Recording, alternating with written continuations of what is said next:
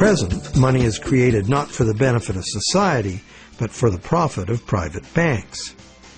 Banks like to create enormous amounts of money from our debt because the more we borrow into existence, the more interest the bank gets to collect, and the richer the bank becomes. In the process, the banks gain more control over everyone, individuals, industry, and government alike.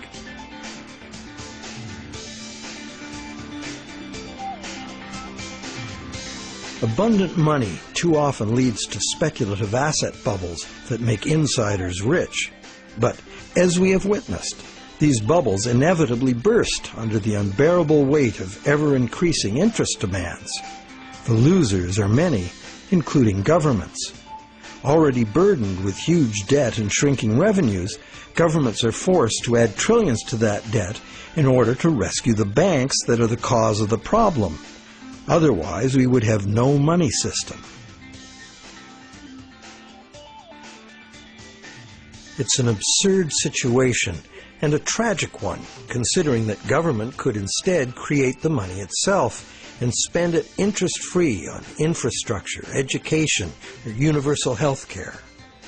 And most of that debt-free money would enter the economy as wages, circulating through all levels of society for everyone's benefit. This kind of abundant money would fund a reinvigorated, productive economy in which the savings of the people could fund honest loans of real existing money. At its root, money is a means by which we exchange real value. Without real value in the world, money is nothing. As we have seen, it's the real world that makes the loan, not the bank. We, the people, in conjunction with the material blessings of the natural world, are the source of all real wealth. Therefore, money creation and its benefits belong to the public, not to private bankers. And what about interest? As we have seen, interest poses an arithmetic problem. And it's a problem that can only be solved in three ways. 1, defaults and foreclosures. 2, perpetual growth of the money supply. Or the preferable and only other solution, 100% recycling of interest as spending. But such full recycling could only be accomplished by nationalizing the banking industry in the public interest.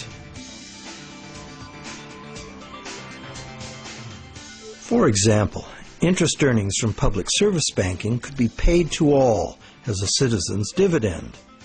Or it could be used to fund government in place of taxes, as was done successfully in colonial Pennsylvania. And that's just one instance of a society that organized its monetary system differently. There have always been alternatives, and there are alternatives now.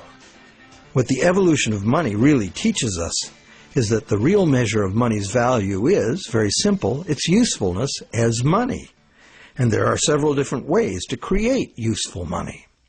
For instance, money can simply be an individual's private promise to pay, a pledge of one's own product or service, as in such community currencies as the LET system or time dollars.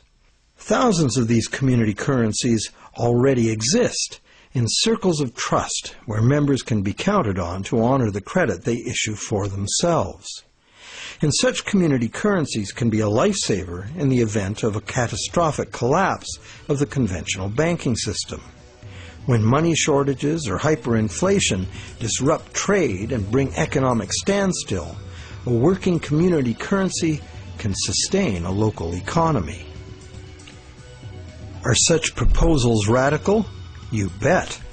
But there are unprecedented challenges before us.